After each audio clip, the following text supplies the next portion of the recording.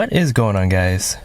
In today's video, tonight's video, just want to do a quick walk around of the interior lighting of the Mark 7 Golf R at night. And within this 3 years of ownership, I've come to a point where I'm pretty content with how I optimize or opt out the ambient lighting and LED color schemes inside the Mark 7. So without further ado, let us go ahead and just start up the vehicle. As you can tell, this is the AliExpress electroluminescent light bar that I set up to run along the whole center console, above the glove box, down the shifter area, and along contouring or outlining the cup holder. So let us turn the car on.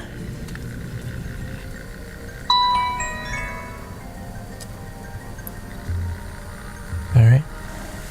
And starting from the rear, the passenger door, of course you got the blue LED strip along the driver's side and also the passenger side. Color match, blue for the Golf R and red for the GTIs. Along the doors you also have the door handle. You have a LED light right there, and also along your grab handle you also have a little LED light over there, but I'm not quite sure if you can see it. Everything else is white accented LED lighting along the window switches, lock and unlock, the window adjustments. Alright. And there are your Bi-Xenons for the Mark 7s. LED for the Mark 7.5s and up, 2018 plus. I will turn off the auto so that I don't kill the battery. And from there you can see that the quad UUUU lights are taking over. Those are the daytime running lights, which are pretty bright. So right along you see the dash, color scheme, blue needles, and color MFD. And right there is a Discover system, white LED outlining as well. Alright. And moving along, right up top, LED lighting, which is stock for the, comes stock from factory from Volkswagen. It doesn't fade in or out, but I'll take it. You don't have to customize it to a brighter output, just like the Mark 6. The only thing incandescent about this vehicle, I believe, is the glove box. You see a much warmer tone, and also the cornering lights when I turn on the vehicle. Alright, everything else should be LED. So LED right there along the grab handle, the door handle for the passenger side. Also the grab handle right there, but really thin lighting, you can't really see it, or the camera can't pick it up. Light bar or light strip, and then all the rest is kind of like AliExpress or the auto key. These are motion sensor activated, so it senses motion or vibration, it's going to turn on. Illuminates, so you have a bottle of water or whatever, just put it there and it kind of accents the water and everything's pretty cool. It's rechargeable via this portion right here. You got your LED footwell lighting and also your undercarriage lighting for the seats. Alright, and right there we have the auto key, which changes via a remote if you want, but I set it to blue to match the rest of the vehicle. Right, also it's very bright. You could go ahead and adjust the brightness, but I set it to really bright for the ambient lighting. Alright. And other than that, I think these vanity mirrors are also LED. Right, so let me just turn all of it on. And then, actually, I'll just open the vehicle first and give you guys a look of how the interior of the car looks when you're outside. Alright. Alright, so how do I do this? Alright, so there you are. Well, excuse the interruption, but a lot of background noises. And once we open up the vehicle or the door, LED illuminates the whole interior. It's a really good vibe in here.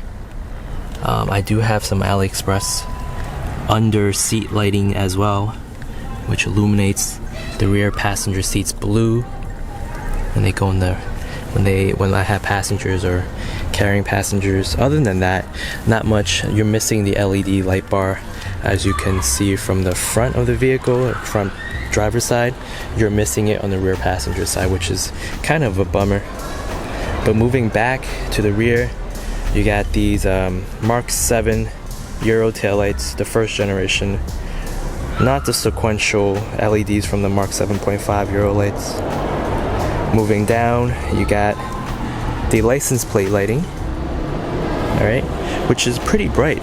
However, due to my custom 4 bumpers right there, it kind of blocks off a bit of the lighting. Alright. Other than that, I'm gonna go ahead and pop the hatch.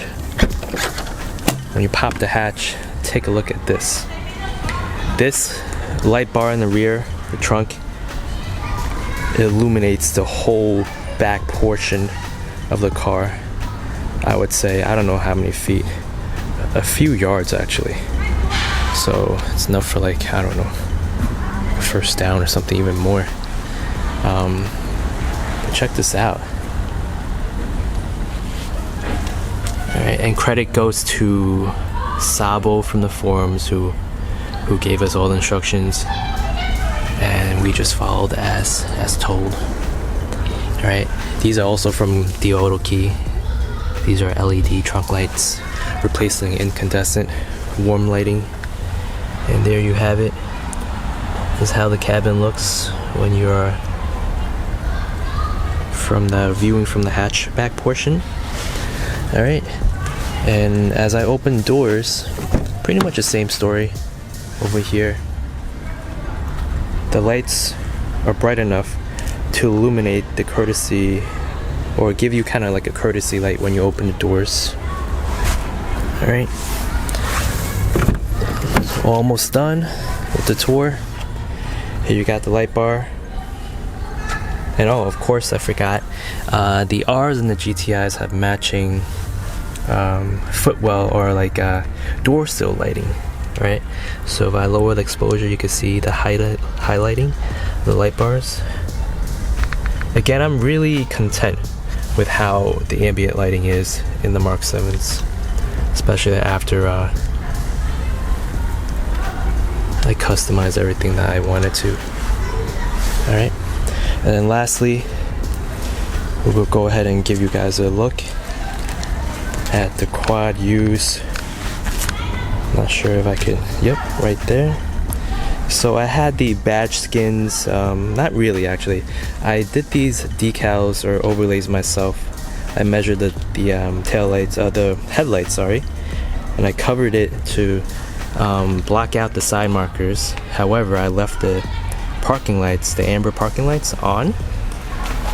So as we move along, alright, so now that the car is on, let's go ahead and demonstrate the cornering lights. That's another thing that's incandescent that I left on the vehicle. A couple of months ago, I decided to go for some AliExpress cornering lights that were LED, and they were cool and all, but they started flickering and I didn't really like that, so I took them off.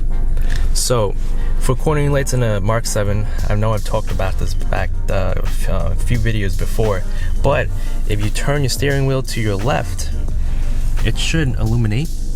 Oh, I'm sorry. I have to turn on the lights actually, so I'm going to switch it up to auto.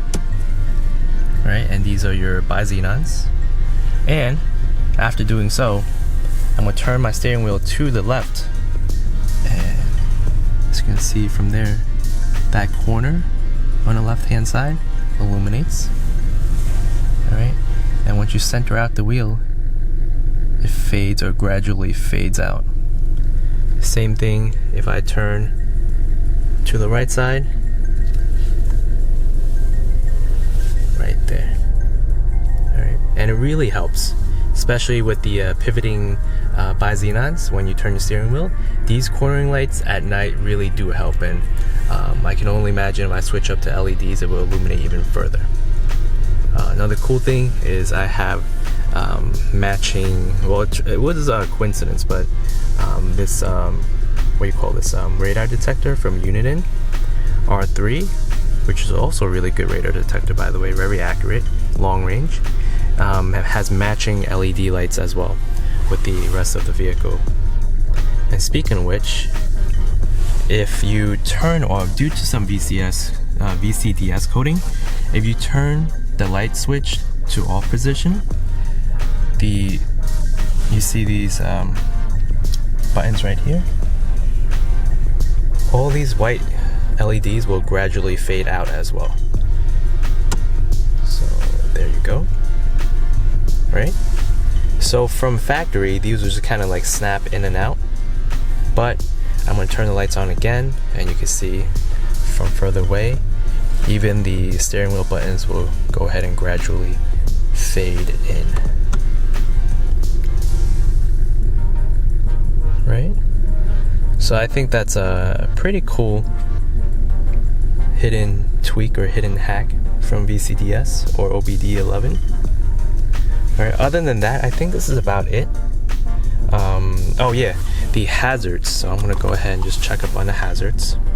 I'm gonna show you guys how the dynamic turn signals on both the rear and the turn signal indicators that have retrofitted looks outside. So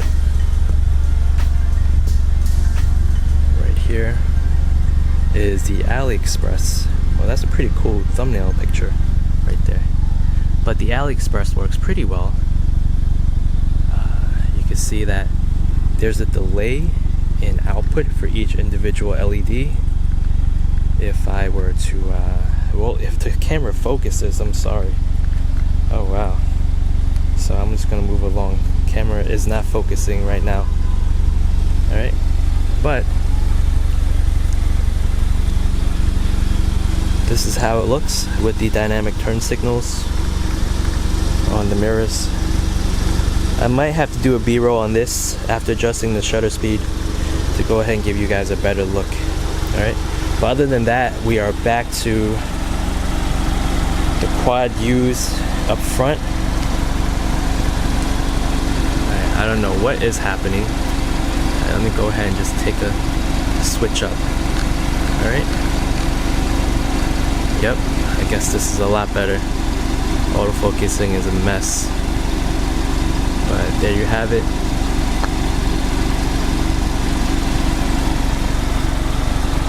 Alright. Yeah, I definitely have to adjust the shutter speed.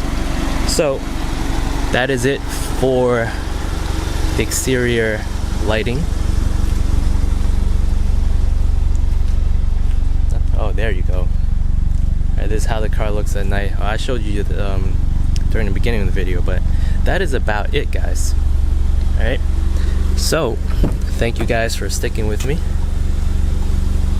Alright, and there's how the car looks again.